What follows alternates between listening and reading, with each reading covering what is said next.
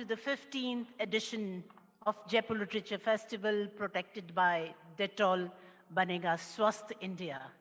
The session is presented by Bank of Baroda. We are delighted to introduce Geopolitics for the End Time, from the pandemic to the climate crisis. The session is presented by Bank of Baroda. It's a pleasure to invite Mr. Purushottam, the Chief General Manager, Bank of Baroda, on stage. Mr. Purushottam.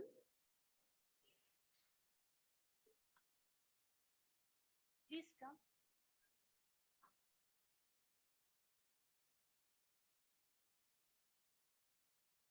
Mr. Purushottam.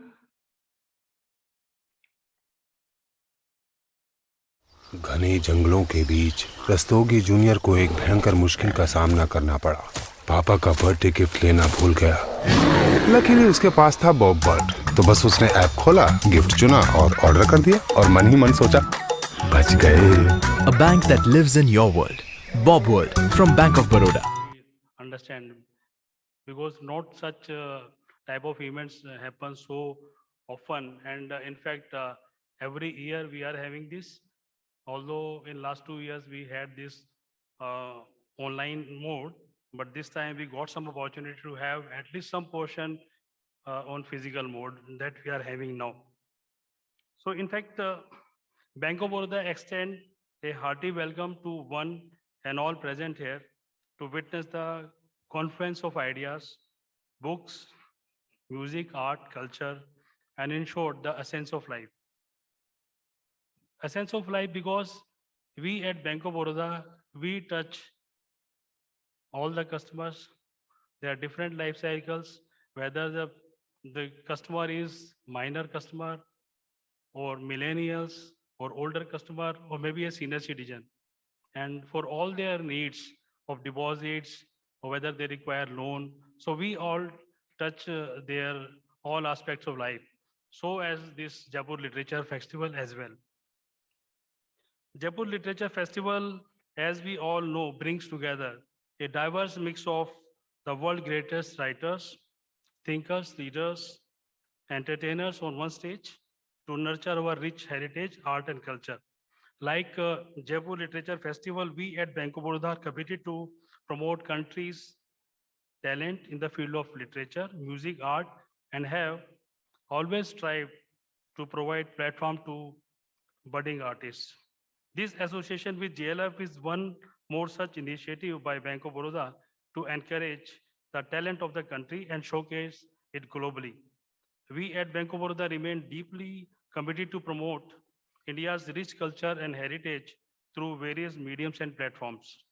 We appreciate the efforts of JLF team for organizing such a mammoth event amid these uncertain times of global pandemic. In fact, before I say about the next speaker who will be having this conversation today, I would like to say a few things about Bank of Baroda.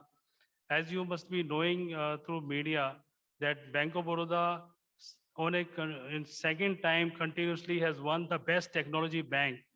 And this award has been given by none other than IBA, that is Indian Banks Association.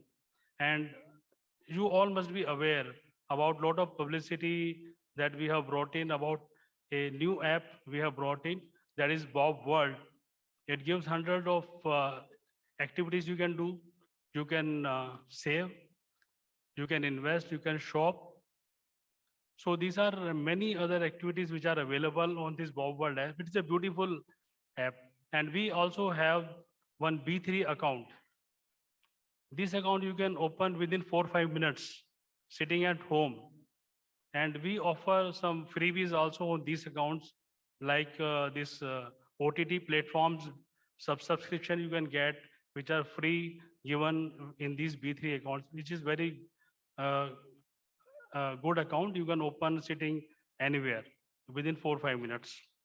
So next session is on geopolitics for the end time, from the pandemic to the climate crisis.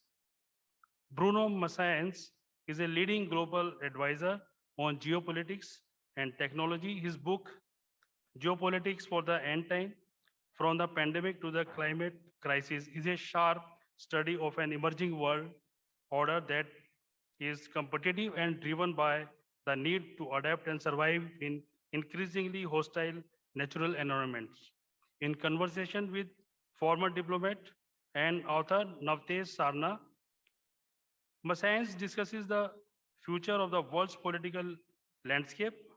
So enjoy the session, which promises to be an enriching experience. Thank you. Thank you so much.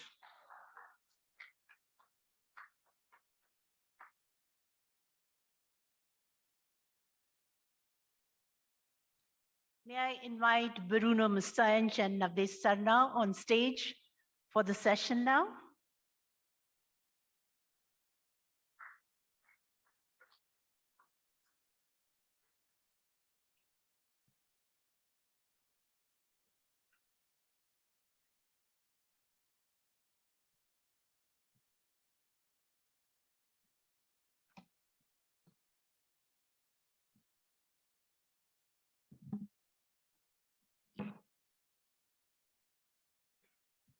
Well, good afternoon, everybody.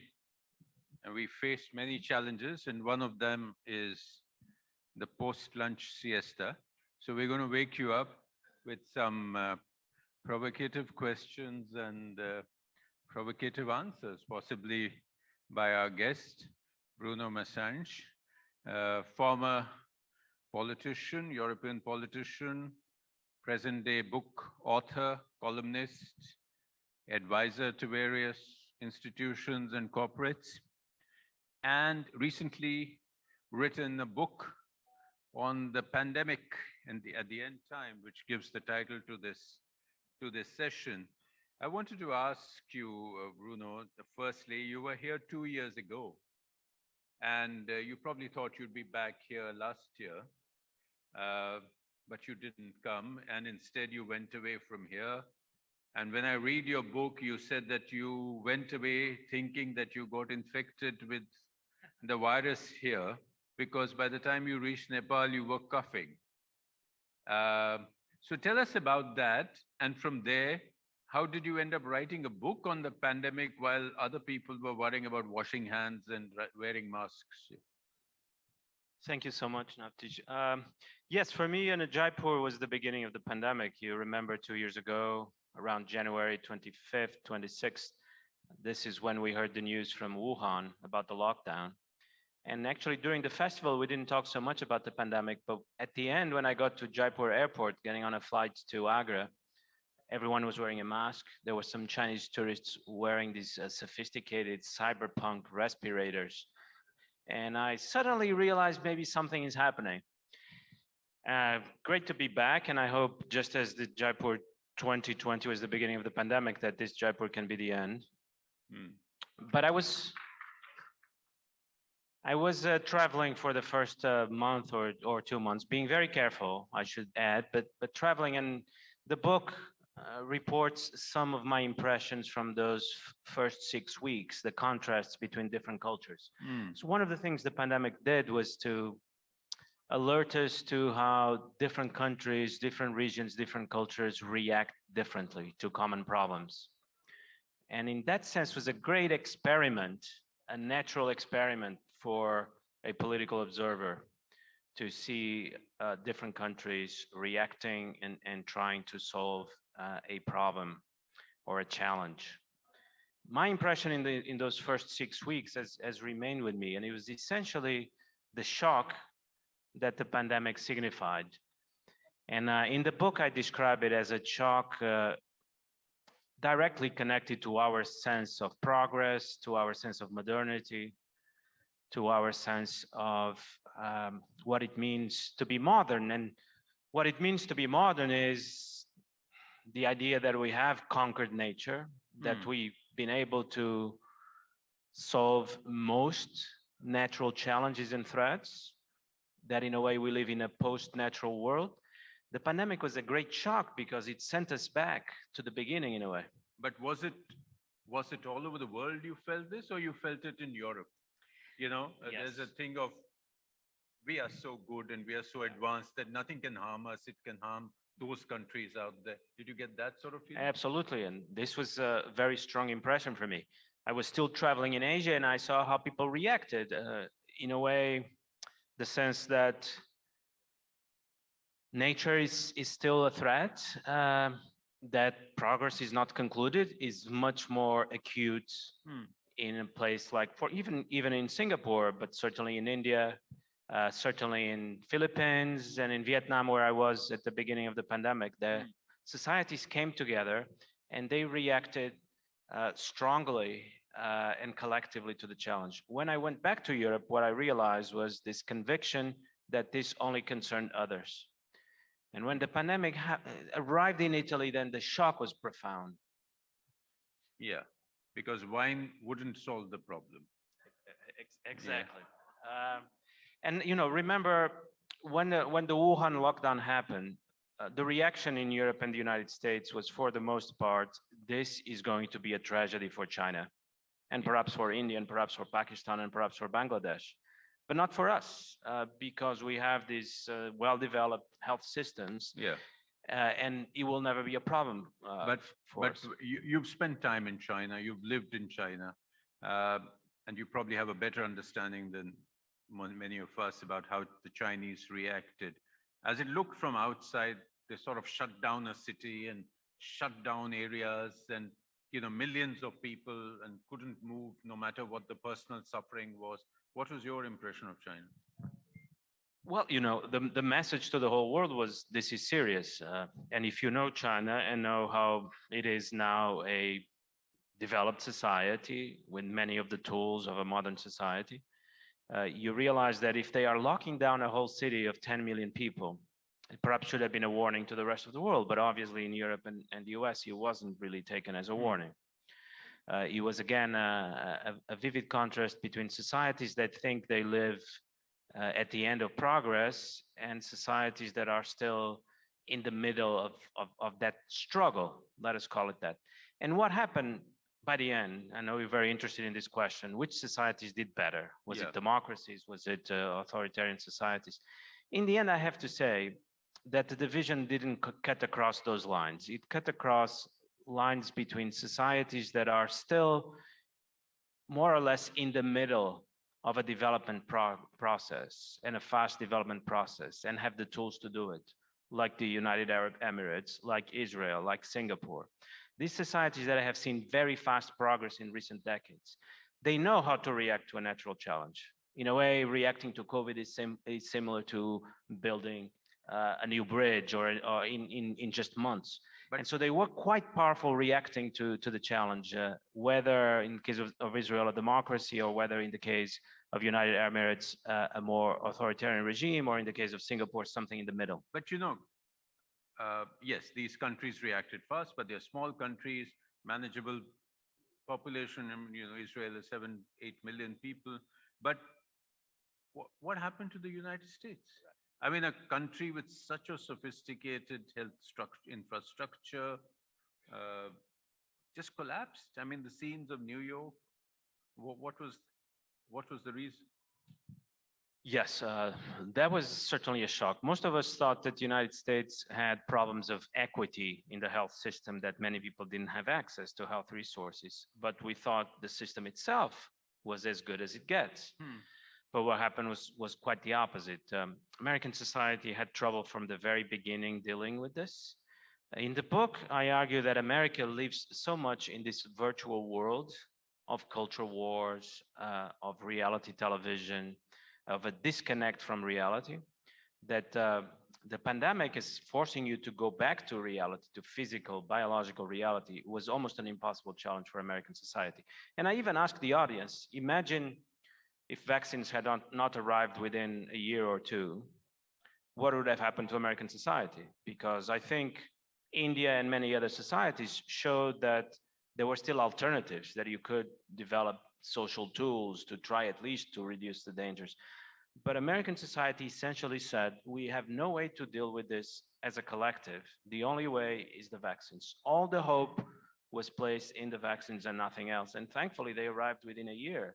But if they hadn't, one can only imagine the worst. And I think it's a lesson that American decision makers should take. How will America deal with climate change, for example, which is a similar challenge? Yeah. Yeah, I'd love to talk about climate change, but talking of vaccines, I mean, didn't it show that when push comes to shove, it's every country for themselves? I mean, they developed the vaccines, but half the battle was getting the vaccines across to other countries. There's a huge debate going on on IPRs in WTO. People in Africa still don't have, or everybody doesn't have their second shot, or maybe even their first shot. And there were countries which were hoarding 3 times the vaccines that they needed. So what did this show you about this world? Well, it showed us when I was a politician, when we had to write some kind of statement, European Union and China, for example, we always use pandemics as the case where every regime would come together and work together, even if you had deep disagreements. Well, it turned out in practice that when the pandemic arrived, not only regimes didn't work together, but they became extremely competitive. And it became a matter of national survival and national competition, became a matter of determining who is better and who is worse at dealing with the pandemic. Vaccines was a case of that, but not only vaccines, hoarding medical equipment at the beginning. All throughout the pandemic, we saw that the logic was a logic of competition. And at the end of the book, I draw the conclusion, let's not be naive anymore. And as we think about climate change, let us realize that climate change will also be a highly competitive game, not a game of collaboration, but a game of competition. That's the lesson from the pandemic. And do you see the pandemic as a precursor to a greater climate change? I mean, have you seen the movie Don't Look Up? Yeah. So is there a bigger meteor coming? I'm sure it is. Exactly. So I don't know if you've seen the movie, in a Netflix movie. You're not even very clear when you watch the movie whether it's about climate change or about the pandemic. I personally thought it fit the pandemic better than climate change, but you might disagree. But it shows that the two challenges are very much connected. What we saw during the pandemic, in my view, was a rehearsal. Let us realize that climate change is not going to be strictly about temperature or even about the oceans. That's the beginning, but then there are chains of reaction, and the impact of climate change will be felt, for example, in supply chains. If there's a flood that deactivates an important port, there are 6 or 7 ports in the world that are responsible for 80% of world trade. Then we'll have a collapse in supply chains. So let's think about climate change as a much wider kind of crisis, which has already started, and similar in many cases to the pandemic. Some of the policies that were adopted during the pandemic will be adopted during many climate disasters, lockdowns, for example, and other kinds of measures. But lockdown is a very, if I may say so, a very primitive reaction. What about you talk of China having done better because they use technology much better?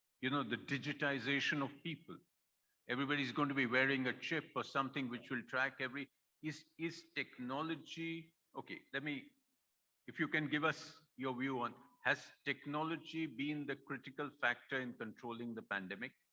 Is technology going to be the critical factor in controlling climate change, or is technology causing climate change? I came out a little confused on this issue. That's, in fact, the main topic of my book, the connection between geopolitics and technology. And I think the pandemic was essentially an awakening to technological development, an awakening to the fact that we have not concluded technological development, an awakening that, in fact, we are entering an age of radical technological transformation, which the pandemic showed is necessary. Those countries that did better were the countries that reacted technologically. But a couple of points. First, technology is not just about gadgets.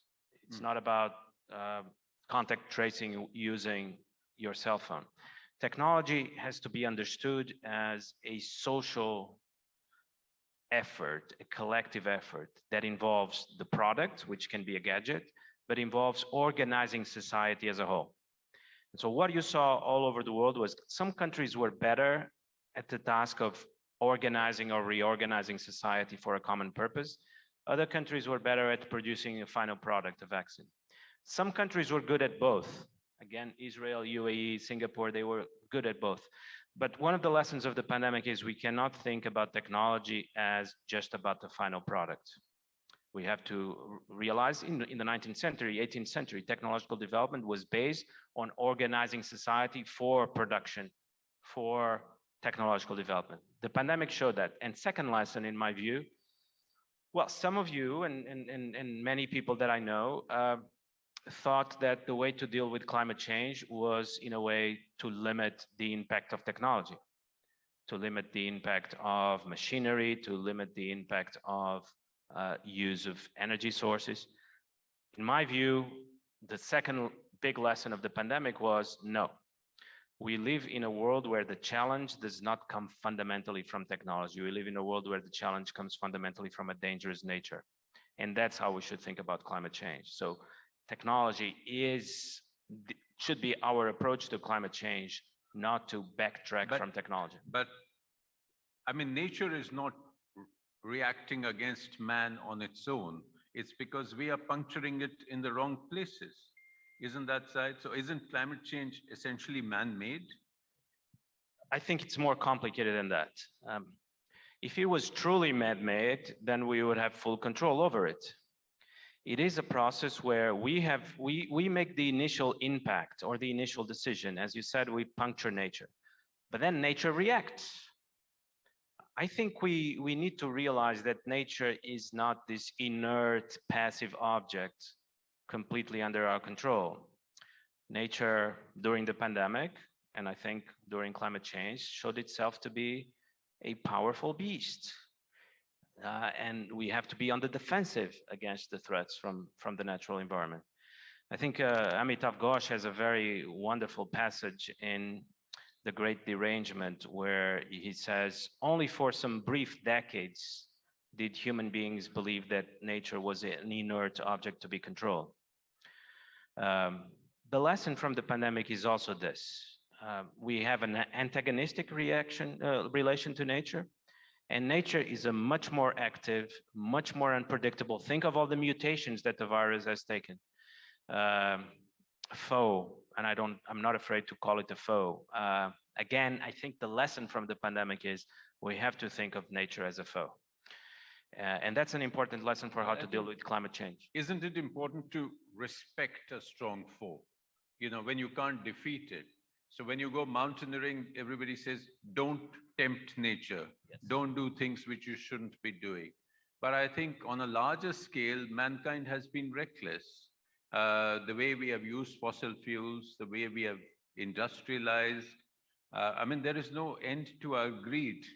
So I'm not sure we can pass off all the blame from the human beings onto malevolent nature. But how about we reach some kind of understanding with nature, some kind of arrangement, and we reach a kind of decoupling, let me call it that. That's our goal for the future, in a way to decouple from nature sufficiently that we don't have to go through the same or worse that we went through the last 2 years. So in my book, there's a lot of respect for nature, for the awesome powers of nature, but not a respect that is based on nature being benevolent towards human beings. But remember that many of the climate activists, they don't really have a lot of respect for nature.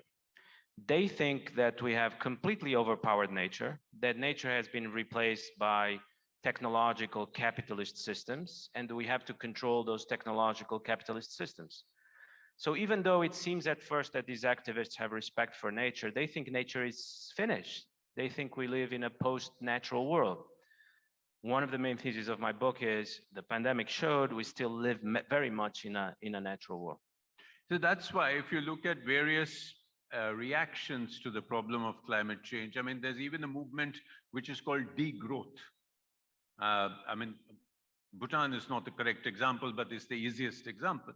But degrowth means you reduce the importance of GDP and, you know, you go back to simpler lifestyles.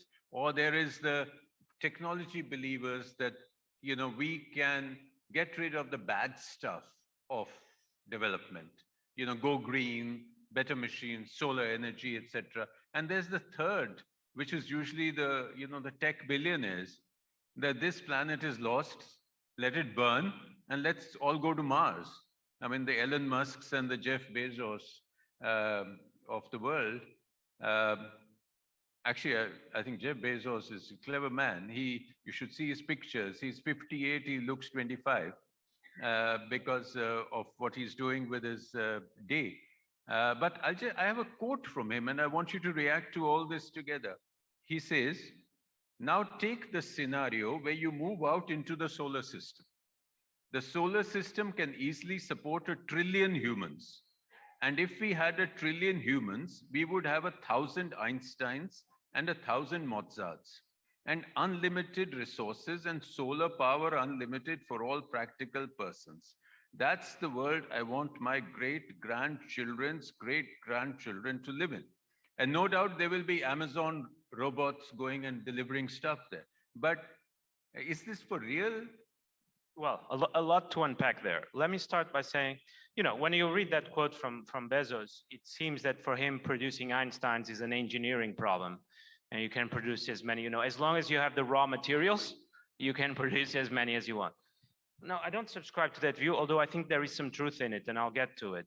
But I quote Aurobindo in my book, his cautionary words about regarding human beings as objects of production that he has at the beginning of the human cycle. And I think that was yet another lesson from the pandemic. The pandemic showed that we need technology, but it was also a warning that technology has to be something controlled and done by human beings, that human beings cannot become the object of technology.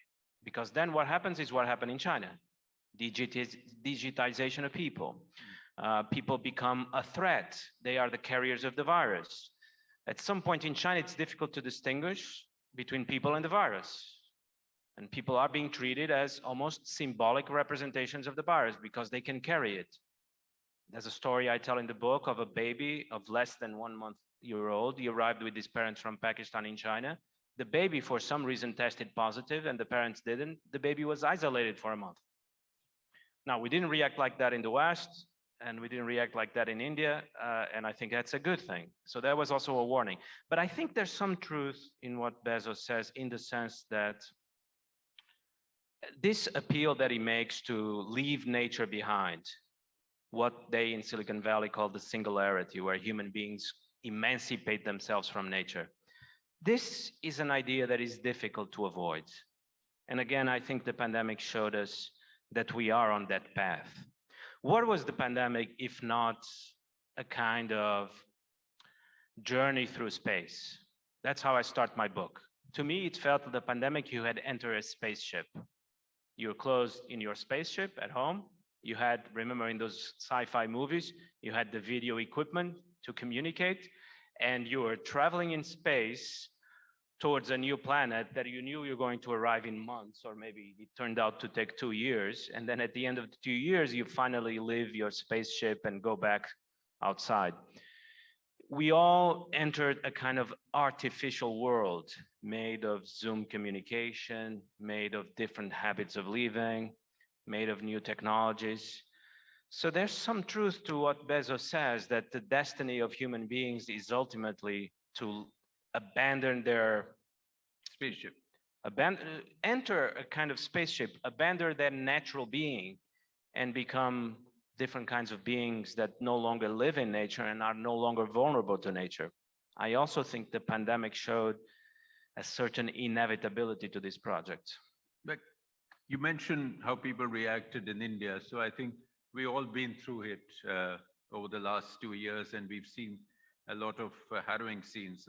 I have a line from your book here which says, Indians suddenly realized how much they had neglected the task of statecraft. You could no longer buy yourself out of the crisis. Means we couldn't throw money and say, give me an oxygen cylinder. We couldn't ring up a friend and say, get me a hospital bed. So what happened? Well, we enter here into an area where I have to, with some trepidation, when I make comments about what happened in India. But let me, with some trepidation, make some comments. You'll be trolled. Well, this topic that India has yet to develop a strong state is a very strong topic in India, obviously, that task is not complete. I mentioned the Pathan trilogy of novels where this is represented. And when I was watching the pandemic, precisely at the time when I was concluding the book, back in March, April last year, and when the second wave hit India, it seemed to me was an example of some of these problems that are talked about. That Indian society reacted in a way using networks of personal relationships that you call a friend of a friend to try to get oxygen. But in certain terms, as a more traditional society than a society that relies on the state to provide public goods. And these networks, interpersonal networks of favors and connections, they work well in normal times, but in times of emergency, they don't work well because these networks cannot provide for new oxygen. They can only redistribute it, and often in a very unfair way because it depends on your connections. And so again, I think it was a certain lesson that applies to India, but as I said, applies to every country. What can we learn from the pandemic? And I think in the case of India was that the task of state building is not yet complete. But you may well disagree, and we'll have time for a debate. That's pretty safe. Since you've donned this mantle of looking at broad trends, the philosophy of broad trends, what does the future hold for us? Is it going to be future shock or a brave new world? It's going to be a brave new world. It's going to be this world that we talked about a few minutes ago of trying to recreate human civilization in an artificial platform that we don't quite know what it is yet. Certainly, there's now a very strong movement towards developing biotechnological tools to prevent future pandemics. This is where we're going. Because clearly what we saw now with these variants developing, there may be a new one within days, weeks, who knows, is that we cannot be permanently chasing the new variants. We have to somehow stop and have the financial and political tools to give our scientists the ability to develop something like a universal vaccine for all coronaviruses, for all variants at the very least. There has to be a moment when we regroup and embrace an even more technological approach to the problem of pandemics. Otherwise, we're going to be having a more serious pandemic in the future in our lifetimes. Well, if what you're saying is that your approach is going to be competitive, nation-centric, civilization-centric, then you're not going to be able to beat any pandemic. I mean, if instead of spending time worrying about everything else, why don't we spend time on equity? Well, this competitiveness has a dark side that we saw, but it can also have a positive side. Let's turn for a moment to climate change. I'm personally very frustrated with the approach we've taken to climate change over the past 20 years. But it's been essentially an approach at the level of the United States nations, trying to develop a collective approach, and it hasn't produced a lot of results. Over the past 2, 3, 5 years, a new approach has been developing, much more competitive, where China wants to lead the future of energy sources and invest in renewables. The United States, as Secretary of State Blinken said, has to compete with China and therefore has to develop its own approach to climate change. Europe tries to develop its own approach. We're finally actually starting to see some results, and it's an outcome of this more competitive approach. So I'm not convinced that collaboration at the level of the United Nations is the best approach. And my hopes are more in this more competitive. The competition has to be kept under control, and it has to be productive rather than destructive. And during the pandemic, it was often destructive. But competition as such, I think it will have better results than the approach so far. Before we sort of see if there are any questions, I want to touch on one aspect of your book, which we haven't talked about yet, and that's the geopolitics. Although it's the sort of subtext of everything else. But when you were writing this book, you were looking at a future when there would be no wars or no traditional wars. You would be having wars for technology wars or cyber wars. Has Ukraine upended that process where what we are seeing is a real old-fashioned dirty war? Yes, although we're seeing two wars at present.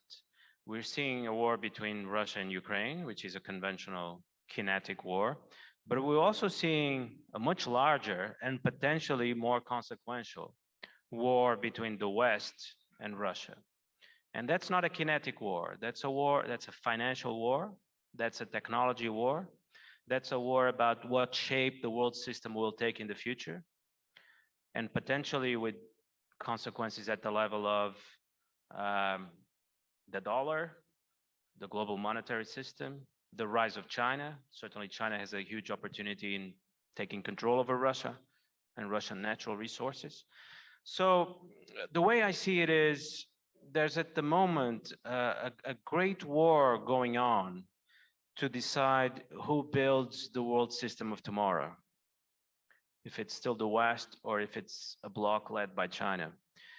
And what Russia has done, in my view, is a purely destructive movement of trying to break the rules of the existing system, but I haven't seen from Russia any ability to create a new system. In fact, what may turn out to happen is that Russia will become a tool of the larger and more long-term Chinese plan to replace the Western system. So if you take that logic, Russia becomes a junior partner of China. China has emerged well out of the epidemic, despite initial hiccups. They really can't be replaced as in the supply chains. Is China going to be the power of the future? I mean, the arbiter of the world? Well, I think the war in Ukraine is the best possible news that China could have, because on the one hand, it showed the limits of American power, and on the other hand, created a situation where what will happen to the Russian economy? It's on a death spiral. It's completely isolated, not only from the West, but from Singapore, from Taiwan, from Japan. Only has China to turn to, and India to some extent, but when it needs access to finance and technology, only going to find it in China. The pandemic, I think, is a bit more ambiguous. As I argue, technology was the way to respond to the pandemic, but in the end, you have to move beyond the pandemic. And so far, China has shown a great inability to move beyond it. It has shown an ability to address it, but it has also become captured by the pandemic. It's entirely possible that within 2 years, India, Europe, and the United States will be will have left the pandemic behind, and China will still be controlling it, but not overcoming it. That's the limit of the Chinese approach, that it's not been able to overcome the pandemic, even though it's been successful at controlling it. Last question. Wikipedia says that you're writing a novel on the Belt and Road Initiative. That's a strange subject. Well, that plan has changed a bit. I am writing a novel, but it's a novel about the post-Western world. So there will be a lot about China, but there will be a lot about India. There will be a lot about Dubai. But I'm trying to describe in a novel rather than a nonfiction book what the world of tomorrow looks like. With many characters, there are spies, there are engineers, computer programmers, and most of the characters are not from Europe or the United States in my novel. How about questions? Yes, please.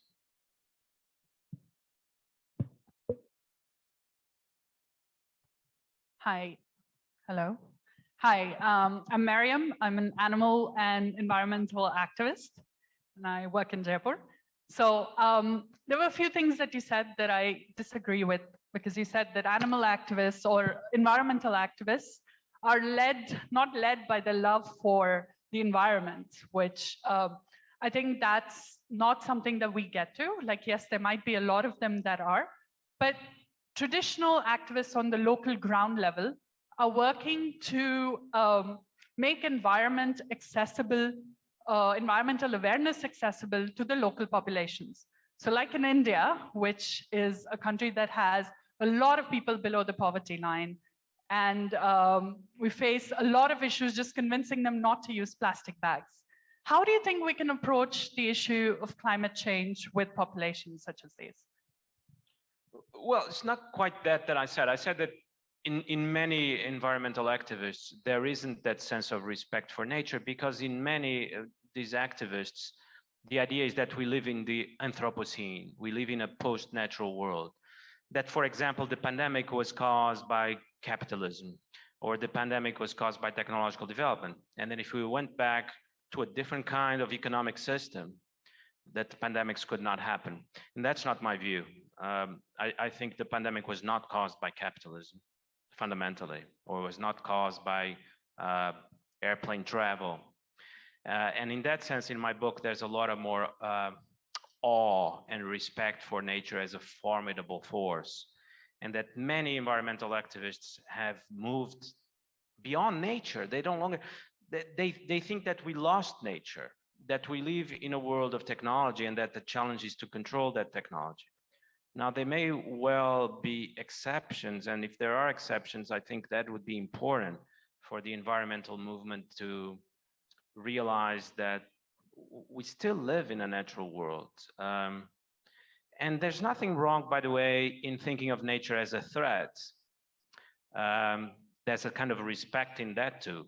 I agree, because where there's fear, like there was during the pandemic, everybody wore masks, right? Because they're like, we're going to lose our life. So I think fear is a good thing, but we shouldn't really get rid of the respect that we have for nature.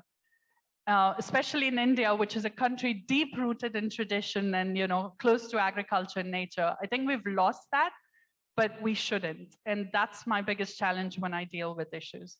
But I think probably it's also possible to argue that the countries that did better containing the pandemic were countries where this respect for nature still exists, and where it comes naturally, and where you hear news of a pandemic and you react and you change your behavior. And countries, particularly in the West, where nature is not part of the way we live or think, had a much more difficult time adapting to this sense that there's a natural threat. So in that sense, I think we agree that the pandemic was a great lesson in relearning how to live in nature and relearning how to respect nature, whether as an opponent or at least a partner we have to respect and sometimes fear. Thank you.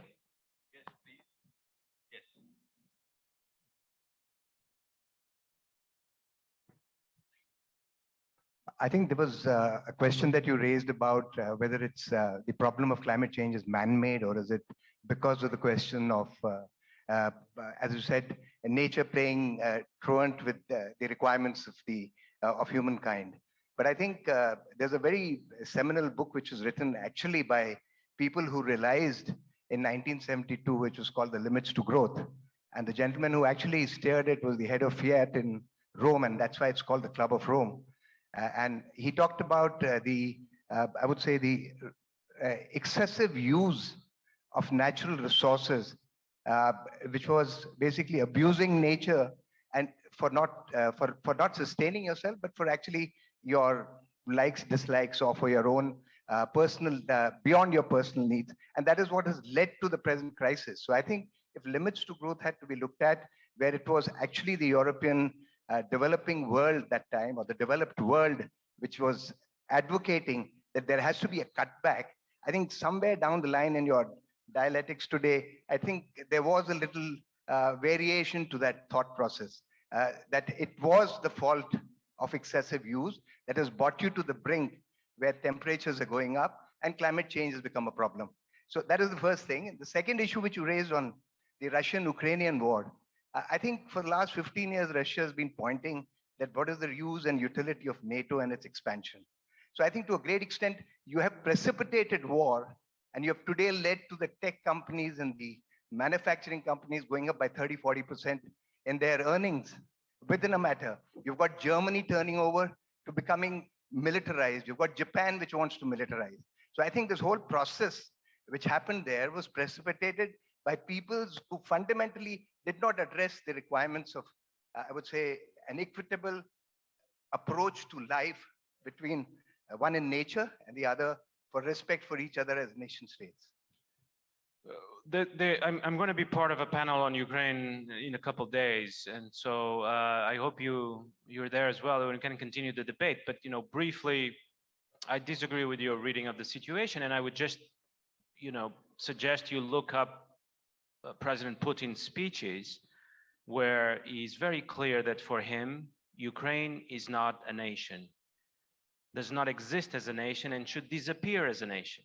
And that the purpose of the war is to put an end to Ukrainian nationhood. So in that sense, not about NATO and not about global balance of power, it's about the fact that Russia has never accepted the existence of a separate country in Ukraine. I think we have time for one last question, which I must. I'll give just to leave a this, comment. I think the Monroe Doctrine was propagated by America. So I Yeah, think but the- leading but- that point to another. But the level. Monroe Doctrine was not about the Canada's disappearance, right? It was not about Canada's disappearance, whereas Vladimir Putin's doctrine is about Ukraine's disappearance as a nation. Last question, and the rest of the questions, perhaps Bruno would have time to talk bilaterally. Yeah, but there are many, last question, and we come further. Okay, thank you so much for your speak. I have a very short question because I'm quite a few times I'm asked because you mentioned about global supply chains. Where is this heading in the future? Because I work with that. I teach and I was just wondering, are your views progressive? Do you consider yourself progressive or are you regressive? I'm a little bit confused at the end of the day because with the nice question by the host, where are we? Is it a brave new world or the other analogy? So what is your type, or whether do these types make sense in the near future? Maybe it's the wrong question. It doesn't make a lot of sense. Let me put it this way. I think we live at a moment without any parallel in human history where we are in fact entering the Anthropocene. It's not that we already live it, we're entering. That means we are creating a global system that is entirely artificial, human-built, man-made. And that, by the way, explains why the problem of supply chains will become more and more difficult, because this sense of a worldwide system of production and consumption was still based on the idea that we share natural needs as human beings, and it doesn't matter if the system is the Chinese system or the American system, that they can still share a natural environment of production and consumption. But I think that framework is now collapsing, and we're entering a framework where there are rival plans to build an artificial global system. And that's a very dangerous moment. So my sense is not so much of optimism or pessimism, is that a sense of danger, that we are in a moment of fundamental transformation where everything is in question, even perhaps human survival as a species. Things could turn out well, or they could turn out a disaster. So pessimism and optimism are combined. I think the priority should be awareness of the dangers of the moment. Well, ladies and gentlemen, let's give our guest a hand, and thank you very much. I'd like to thank Bruno Maçães and Navtej Sarna and Bank of Baroda. Thank you. Thank you.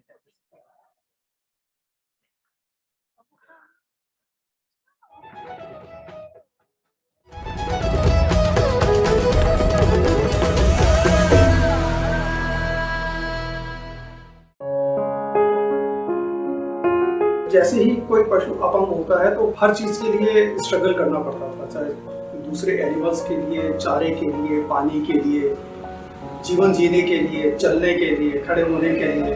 Animal जो disable होते हैं वो human being की गलती के कारण